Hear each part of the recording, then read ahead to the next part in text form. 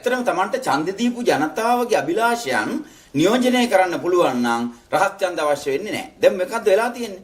දැන් වෙලා තියෙන්නේ ඒ Tamanට ඡන්ද දීපු ජනතාවගේ අභිලාෂයන් ක්‍රියාත්මක කරගන්න බැරුව ඒවට පස්සාරවන පක්ෂවලට මහින්ද ජයසිංහලාට දැන් කියන්න වෙලා තියෙන්නේ ඒකේ අනිත් පැත්ත.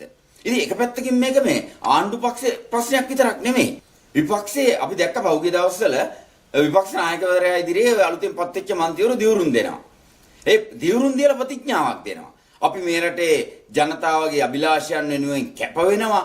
ජනතාව අපේක්ෂා මල්පල ගන්නවන්න කැප වෙනවා කියලා උන් ප්‍රතිඥා දීලා අස්සම් කරනවා. ඒ අස්සනේ තීන්ත ටික වේලෙන්න කලින් උන් ටික පනිනවා අනිත් පැත්තට. දැන් මුල්ල ප්‍රාදේශ සභාවේ 6 දෙනා පැන්නා. තමන්ගේ පක්ෂෙන් දිවුරුම් දීලා තීන්ත ටික වේලෙන්න කලින් අනිත් පැත්තට පනින මිනිස්සුද දැන් විපක්ෂයටත් ඉන්නේ. ඉතින් මේක ආණ්ඩු පක්ෂේ මාලිමාව වේවා විපක්ෂයේ සජිත් ප්‍රේමදාස වේවා නාමල් රාජපක්ෂලාගේ වේවා සියලු දෙනා මේ බලකෑදරකම කෙලවර වෙන්න පුළුවන්. තොණ්ඩමන් එක්ක විතරක් නෙවෙයි දිගම්බරන්ලත් එක්ක විතරක් නෙවෙයි පිල්ලියන්ලත් එක්ක විතරක් නෙවෙයි එදා අර ගාල්ලේ නගර සභාවේ හිටපු දූෂිතයි තමන්ම දූෂිතයි කියලා රැස්වීම් වල කියපු ඒ නගරාධිපතිත් එක්ක විතරක් නෙවෙයි බැරිම වුණොත් නාමල් රාජපක්ෂ එක්ක වුණත් එකතු වෙන්න පුළුවන් කියලා ඔප්පු කරලා ඉවරයි. දැන් Facebook බලකාය පටන් අරන් ඉන්නව අහන්න විපක්ෂයට හොඳ නම් ඒ එක පක්ෂවල එකතු කරගන්න. ඇයි අපි එකතු කරගත්තාම මොකද කියලා. මේකේ ගිහිල්ලා යට දවසේ කියයි විපක්ෂයේ උන්ට හොඳ නම් හොරා කන්න.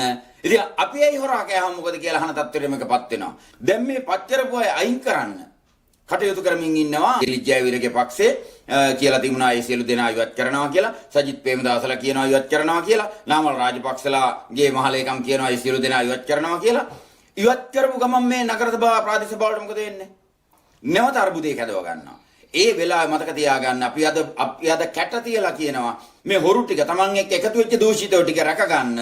ඔවුන් එදාට අධිකරණ වලටත් බලපෑම් කරන තත්ත්වයකටපත් වෙනවා. ඒ තමයි බල දේශපාලන ක්‍රීඩාවේ හැටි. එතෙන්ටපත් වුණාට පස්සේ ඇඳුම් උනා තියලා ඕනම තක්කඩි වැඩක් කරන්න පුළුවන්. ජනතාවට එහෙම කොකා පෙන්නනවා නම් ඔව් අපි උඹලා රැවට්ටුවා කියලා මෙහෙම කටයුතු කරන්න පුළුවන් නම් අපි ජනතාවගෙන් අහනවා දැන් මොකද කරන්නේ?